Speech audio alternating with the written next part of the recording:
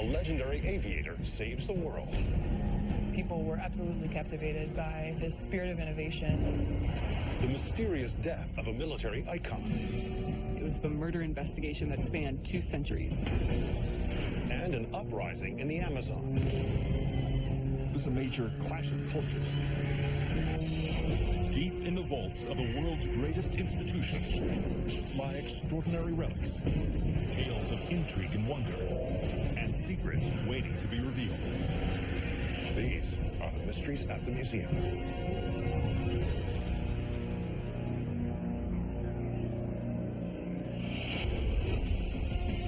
Chicago, Illinois claims a proud Irish population. It's the largest ethnic group in the city. Every year on St. Patrick's Day, the Chicago River is dyed green to honor them.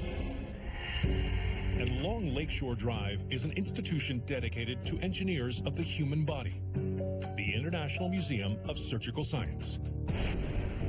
Its collection features over 7,000 objects related to medicine's history and includes an antique wheelchair from 1790 and an aluminum chest brace from 1900. But set apart from these objects forged in metal is a device blown in glass. It's 16 inches high and it's about 4.5 inches wide. It's made of Pyrex glass. There are 3 chambers. One is slanted, and it was made almost a century ago. According to curator Nancy McDonald, this odd contraption was created not by a doctor, but by one of the 20th century's most celebrated adventurers.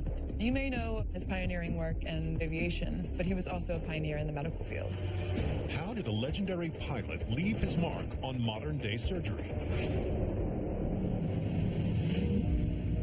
1929, New Jersey. Thanks to his historic solo flight from New York to Paris, aviator Charles Lindbergh is the most famous man in the world.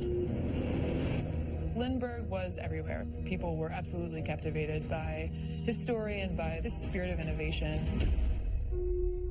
But away from the glare of the spotlight, Lindbergh's family is facing a very personal problem. Lindbergh's sister-in-law, Elizabeth Morrow, is gravely ill. She was having heart problems. There was an issue with one of her heart valves. Elizabeth's prognosis is grim. Heart disease at the time was basically a death sentence. Lindbergh reasons that if Elizabeth's doctors could open up her body and operate on the faulty organ, perhaps she'd stand a better chance of survival. Charles Lindbergh, being an engineer, he felt like they should just take the part out, fix the problem, put the part back in. That's what he would have done with any piece of engineering that he worked on. But doctors tell him it's impossible. No one has ever been able to operate on a beating heart. There's no device that can keep the heart or any organ alive outside the body long enough to perform surgery. It was just not an option at the point. But Lindbergh refuses to believe the problem can't be solved. He decides to invent such a device himself.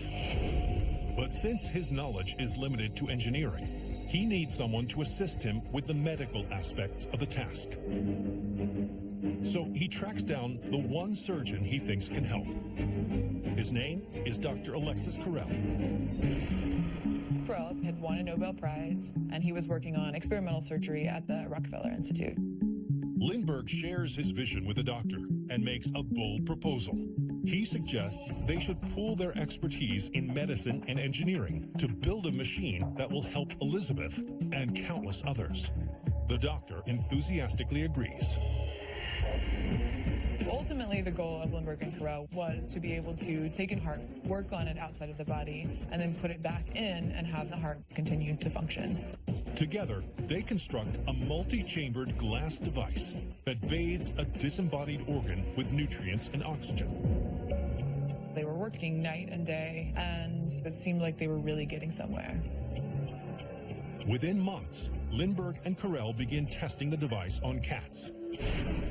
But though the machine keeps the organs alive for a short while, it's not long enough, and the animals all die. It was an extreme disappointment. And just when Lindbergh is reeling from the testing setback, the aviator receives the worst news of all. Elizabeth Morrow passed away. due to the heart condition that Charles was working so hard to try to fix. That was a pretty big blow to the Lindbergh family. In the wake of his devastating loss, Lindbergh vows to honor her memory by using the device to help others. He goes back to the lab and begins overhauling his invention. Lindbergh completely re-immersed himself with the work. In the ensuing months, he refines its intricate construction. In 1935, the Aviator finishes a new and improved version of the device. And in April, he and Alexis Carrel decide to test it again. This time, it's a resounding success. They are able to keep a cat's thyroid alive for 18 days. Doctors around the world are stunned by the results. The news spread like wildfire. People at the time were amazed by this feat of Lindbergh's. Although World War II interrupts their work, Lindbergh and Carrel's research inspires further developments that eventually lead to open heart surgery. The procedure goes on to save millions of lives. Lindbergh and Carrel are remembered as its forefathers.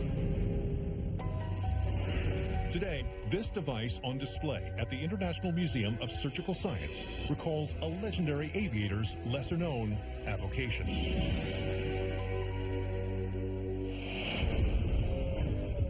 Dearborn, Michigan is home to one of America's greatest historical sites, the Henry Ford. Its namesake opened the facility in 1929 to showcase the tangible fruits of American industrial labor. This National Historic Landmark features a replica of the Wright Flyer, an early helicopter, and the hulking Newcomen, the oldest surviving steam engine in the world. But amidst these massive mechanical relics is a far less complicated set of items. The artifacts are 3 small pieces, each measuring roughly 8 to 10 inches in length. They're a combination of wire and metal and even wood, and they look pretty primitive. According to curator Matt Anderson, these tools were part of an extraordinary experiment that went horribly wrong. It's a battle that pits one of the 20th century's most successful industrialists against one of the most primeval landscapes on Earth.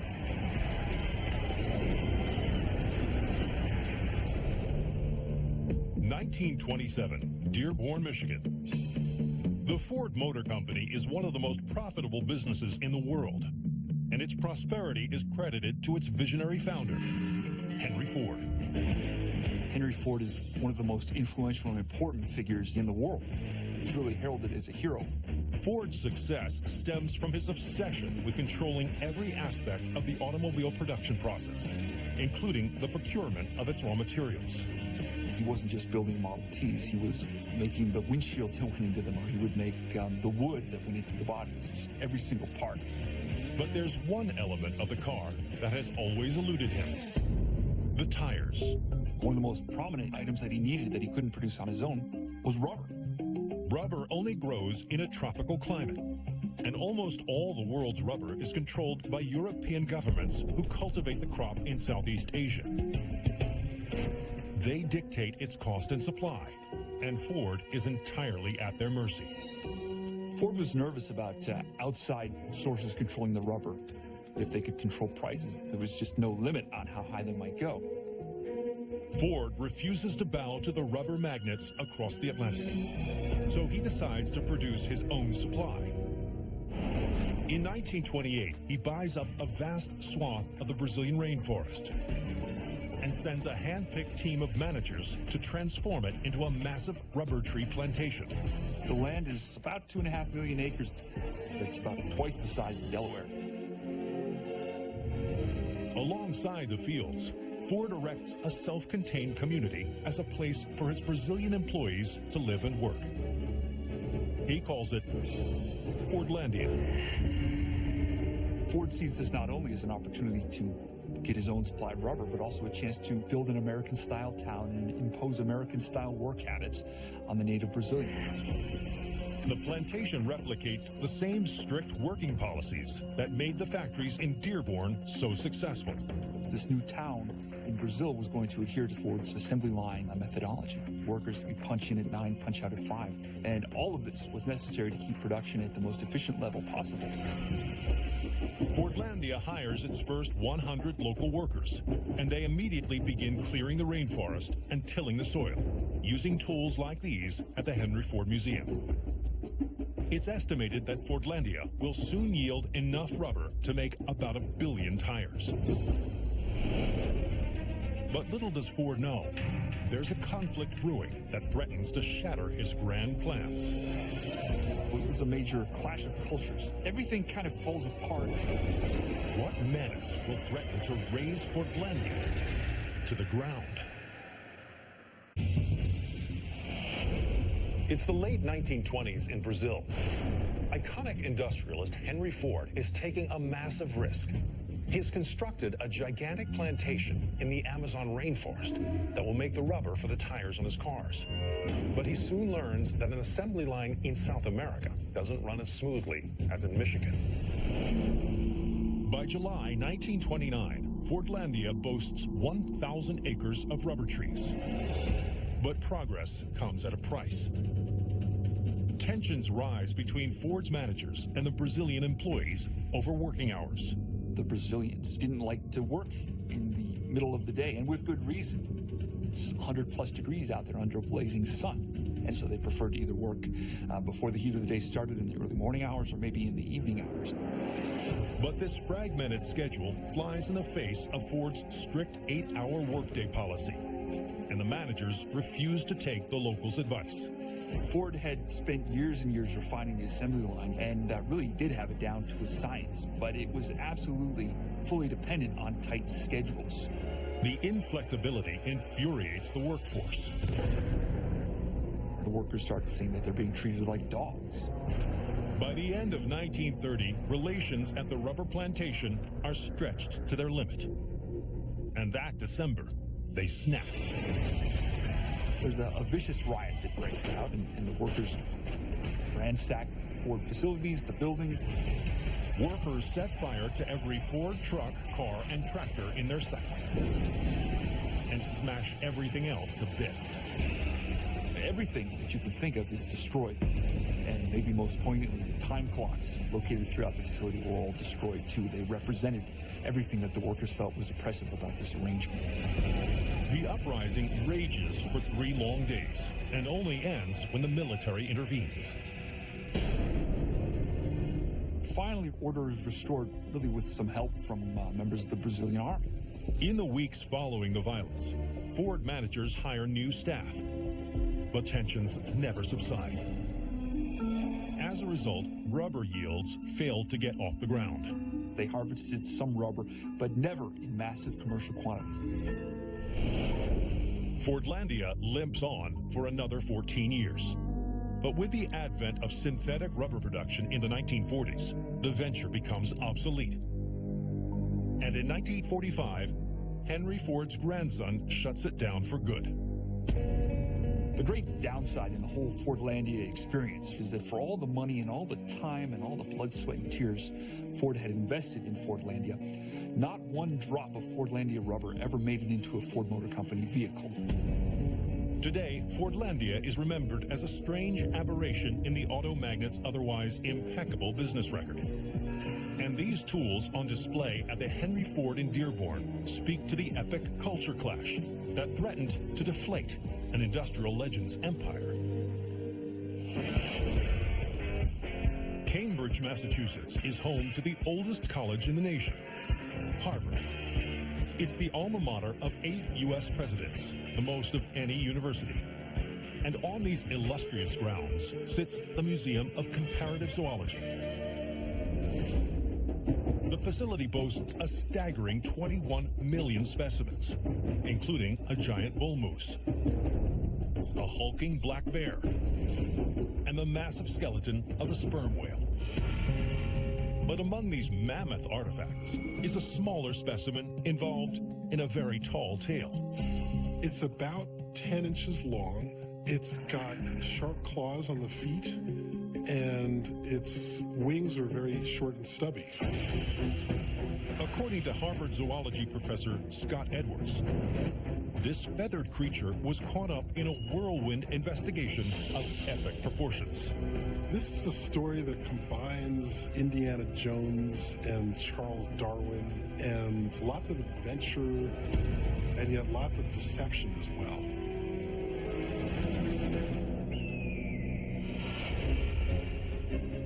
"1996, England.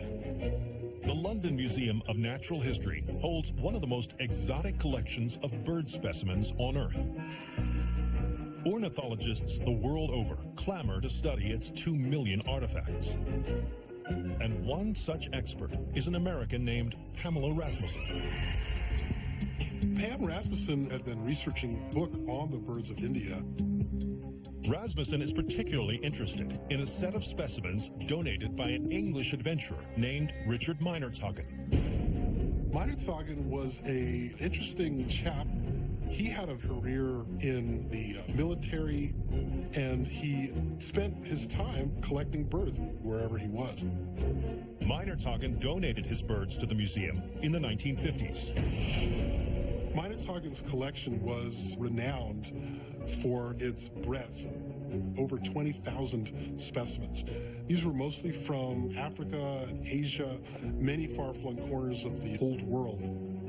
This is an ornithologist's dream. As Rasmussen surveys the collection, her attention is drawn to one incredibly rare specimen, the forest owlet. The forest owlet is a small brown owl with fairly long legs, fairly short wings, and white stippling all over the back and breast. The species is thought to be extinct. According to collection records, Meinertzhagen caught and stuffed this bird in October 1914, making him the last known person to have laid eyes on a living forest owlet. At the time, Meinertzhagen's sighting of this forest owlet increased his reputation by orders of magnitude. But Rasmussen is about to make an extraordinary discovery. As she examines the bird, she notices something odd. The way it is stuffed is inconsistent with Meinertzhagen's usual style.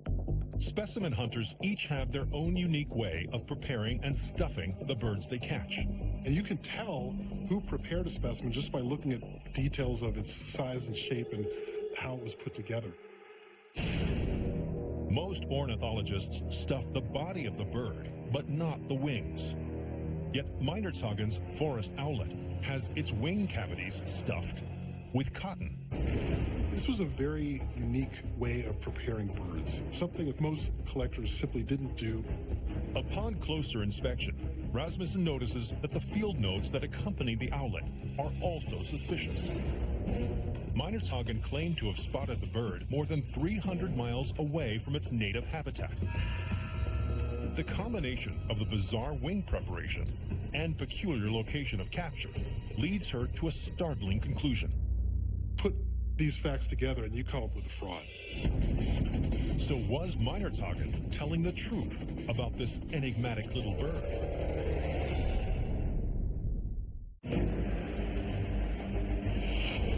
It's the 1990s. Ornithologist Pamela Rasmussen has just made a stunning discovery. While researching a 100-year-old taxidermied bird, she uncovers evidence of a possible fraud that could shock the birding world to its very core. Rasmussen resolves to get to the bottom of the mystery. Combing through the museum catalogs, she discovers yet another anomaly. A forest owlet had gone missing from the collection around 1925. The bird that was missing was captured and donated by a respected ornithologist named James Davidson. Davidson collected forest owlets in northern India in the 1870s, and he donated all of his specimens to the London Museum of Natural History. Rasmussen learns that Davidson stuffed his bird's wing cavities with cotton, just like the one in Meinertzhagen's collection. The realization prompts her to send cotton from one of Davidson's other birds out for analysis. Along with it are samples of cotton from the Meinertzhagen specimen. And when the fibers are compared, the results are stunning. They are an exact match. This was no mere coincidence. Rasmussen realizes that Meinertzhagen stole the specimen from the London Museum of Natural History and then donated it back to them, claiming to have stuffed the bird himself. And the data was changed to make it seem as if he had collected the specimen himself in 1914.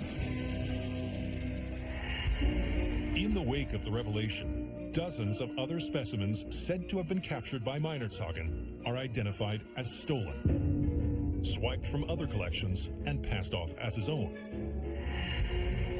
Later that year, Rasmussen makes another landmark find when, on a trek through western India, she spots a pair of forest owlets, proving the bird is not extinct after all. This discovery created a whole new renaissance of research for this bird. Today, this forest owlet specimen in Harvard's Museum of Comparative Zoology recalls the determined ornithologist who uncovered a fraud and rediscovered a lost species. New Orleans, Louisiana. At the end of the 18th century, the Big Easy was destroyed by fire and rebuilt by the Spanish. One of the most prominent structures erected during that time is now the Cabildo Museum. Its collection includes a 1725 blunderbuss firearm, a bambula drum like those brought over by African slaves, and a replica of a French ship used to explore the Mississippi River. But one of its most cherished treasures originated over 6,000 miles away from the Big Easy. The artifact is bronze with a shiny brown patina. It's about 14 inches long, 7.5 inches high, and it looks like a man's head lying on a pillow. According to museum coordinator Polly Rollman-Smith, this haunting keepsake memorializes an infamous leader whose suspicious demise sparked one of the greatest mysteries of all time. The death of this man led to a murder investigation that spanned 2 centuries. It's the 1820s on St. Helena, a remote island controlled by the British off the coast of Africa. It's on this tiny outpost that a famous leader has been sent to live out his final days in exile. Napoleon Bonaparte. After the Battle of Waterloo, he attempted to escape to the United States, but was blocked by the British and was imprisoned on the island of St. Helena. Life for the former emperor has been an adjustment. In particular, living under the watchful eye of the island's British governor, Sir Hudson Lowe. Hudson Lowe was Napoleon's custodian. He came up with a lot of petty rules Napoleon had to follow and has forced him to live in a building that is very damp and cold, so they did not get along. But it seems he may not have to endure the hardship for much longer. Back in Europe, Napoleon's supporters are desperate to spring him free. Their ultimate goal is for Napoleon to return to power. He was obsessed with the idea of being an emperor and conquering the world. He even had aspirations of possibly conquering some of the United States. Napoleon's advocates hatch an elaborate escape plot. Under the cover of darkness, they will spirit him away using a submarine. Yet before these daring plans can be set into motion, the conspirators are stopped in their tracks.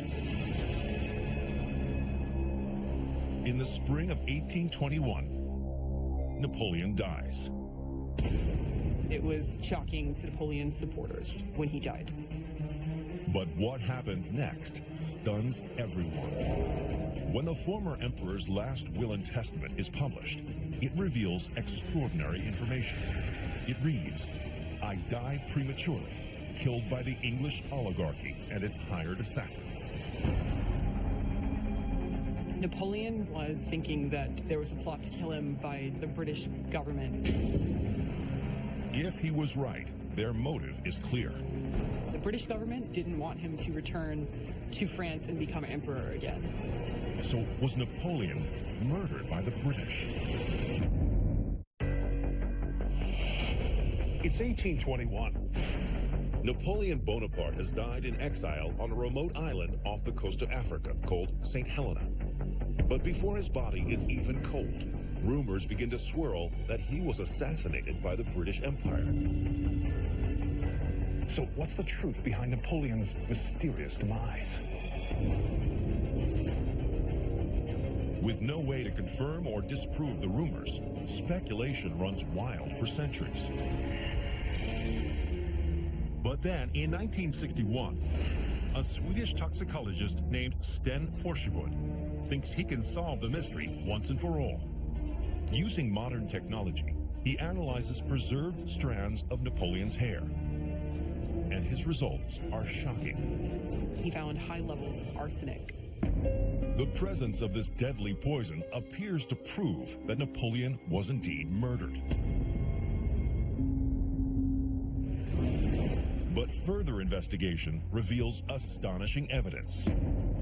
Dr. David Jones, a chemist at the University of Newcastle in England, argues that the traces of arsenic detected in Napoleon's hair may not be the result of a murder after all.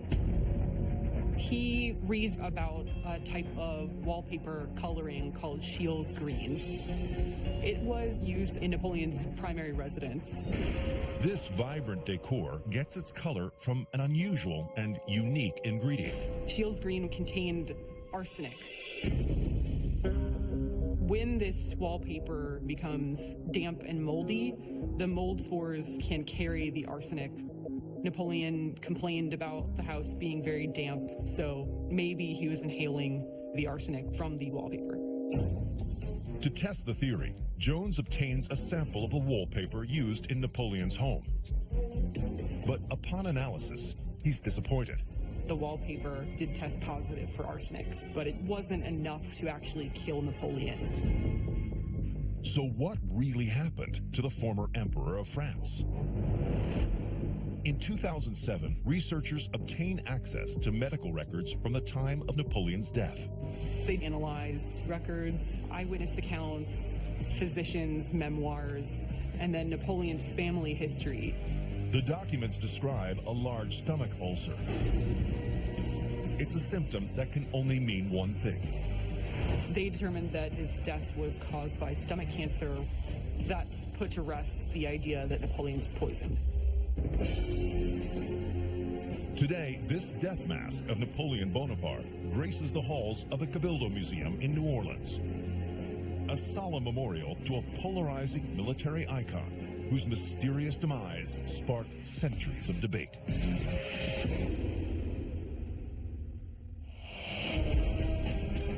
Once known for the boisterous blues clubs that lined the Pearl River, Jackson, Mississippi has adopted the moniker, the City with Soul. And charged with preserving the region's rich heritage is the Mississippi Department of Archives and History. This vast limestone building features a subterranean storehouse filled with objects that honor those who built Mississippi from the ground up. But one tattered item here recalls a local man who split from his state without ever leaving home. It's 3.5 feet long. It's made of faded wool, dark gray with brown patches. It has one brass button left. It just looks like a frumpy old coat. As historian Jim Kelly knows, this jacket tells the story of an unconventional renegade who took on an entire army. This soldier became Confederate enemy number one. 1863, Mississippi. The United States is deep in the throes of the Civil War. At the heart of the conflict is the Confederacy's refusal to abolish slavery. But not every Southerner agrees with the Confederate cause. One of its most vocal critics is a Jones County farmer named Newton Knight.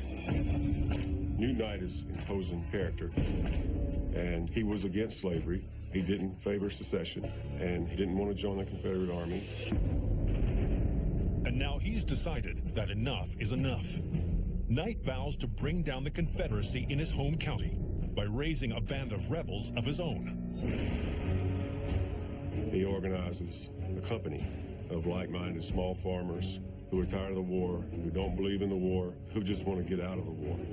Knight's ragtag militia adopt the moniker the Knight Company. Their goal is simple: drive the Confederate troops out of Jones County. In October 1863, Knight launches his offensive against the Confederate units occupying the area. His men hid out in the swamps along the Leaf River, known as Devil's Den. And from there, they were able to conduct a guerrilla war against the Confederacy.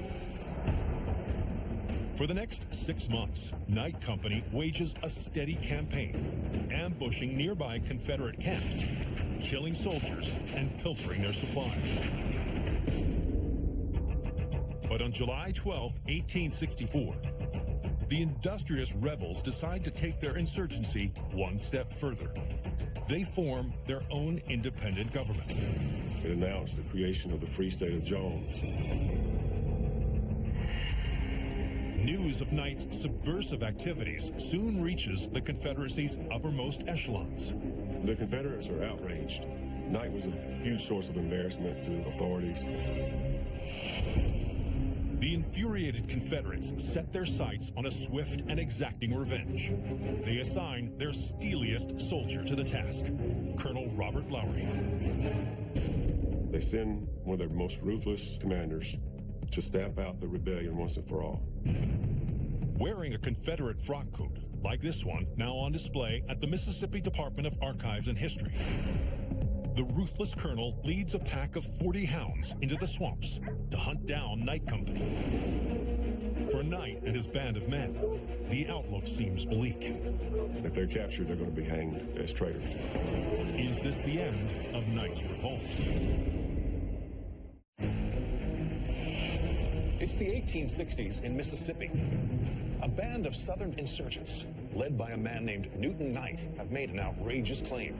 They've declared Jones County independent of the Confederacy. When news reaches the Confederate generals, they're determined to quash the rebellion. So what fate awaits Newton Knight and his brave insurgents? Knight's men have no hope of matching the might of Robert Lowry and his Confederate forces. They're outnumbered 10 to 1. Certainly, he had to be afraid because he understood the odds. But Knight believes he can outsmart them. To throw the hounds off his trail, he sprinkles red pepper around the camp. As the dogs advance, Knight and his men hold their breath.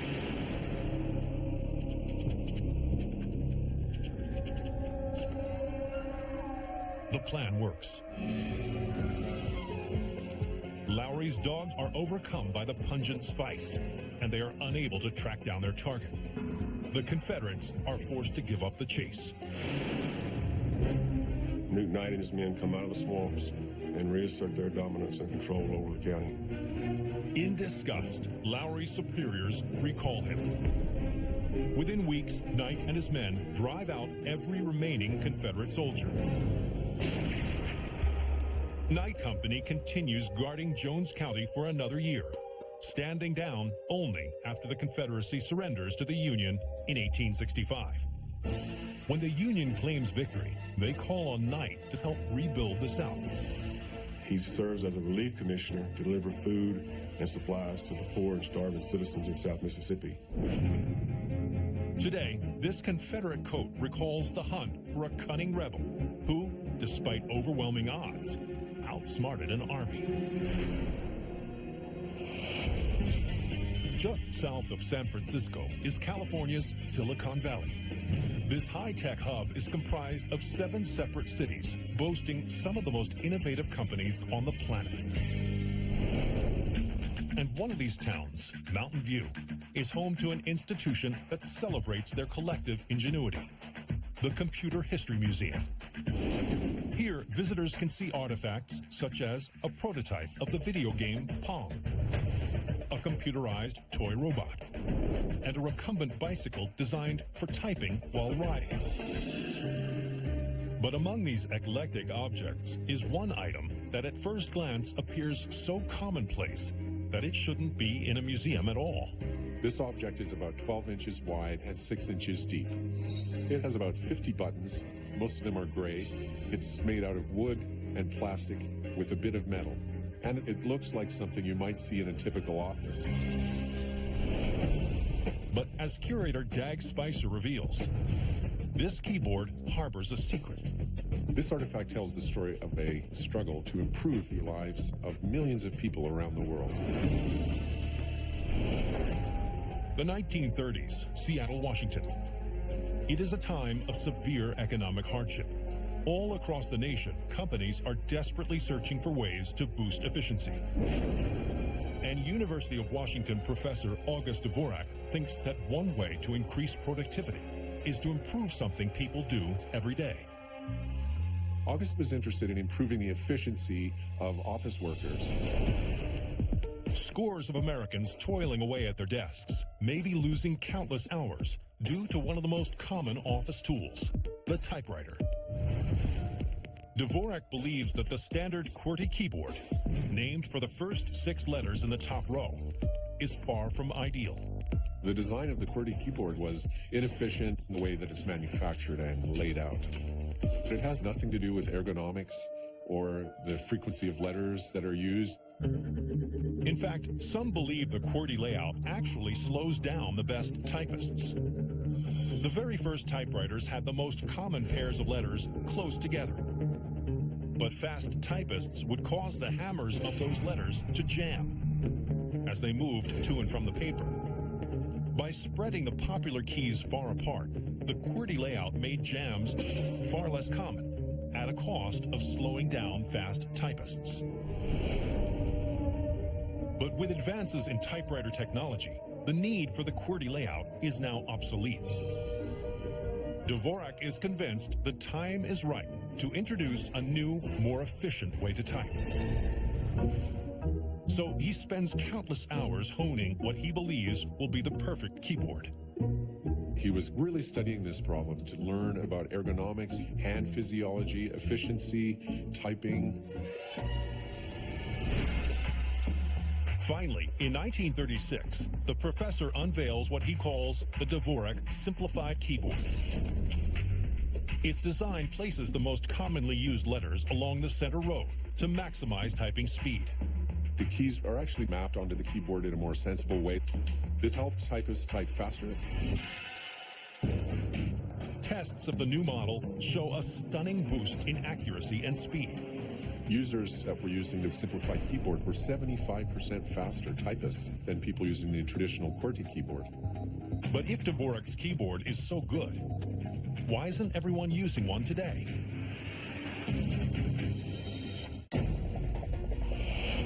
It's 1956. August Dvorak has created what he believes is the perfect typewriter keyboard. Users who test it report they can type 75% faster than on a QWERTY keyboard. So if the design is so brilliant, why isn't everyone using it? Dvorak's next step is to get everyone in the country to use his keyboard. And he has a plan. He knows that the federal government uses approximately 800,000 typewriters. He believes that if he can make his keyboard the government standard, then the rest of the nation would soon follow. One of the key users of typewriters, of course, is the U.S. government. So Dvorak goes after them, and they commission a study to see how much more efficient the Dvorak keyboard is and how it might be used within government. In 1956, officials in Washington test the new layout.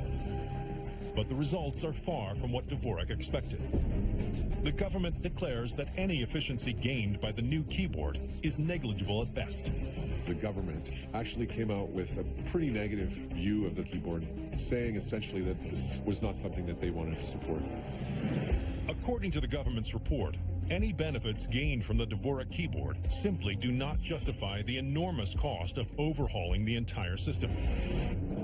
Yes, it makes you more efficient, but does it make financial sense to retrain every typist in the federal government to use this new system? It's not just the physical keyboard, it's the infrastructure that supports that keyboard, the schools, the typewriter manufacturers themselves. Over the following years, Dvorak continues to advocate for the adoption of his keyboard, but his design never takes off. The QWERTY keyboard is everywhere. It's not perfect, but it's what we know. And this Dvorak keyboard at the Computer History Museum recalls the man who thought he had the keys to improve one of the most basic of tools. From the death of a dictator to a wily rebel, a feathery fraud to a rumble in the jungle. I'm Don Wildman, and these are the mysteries at the museum.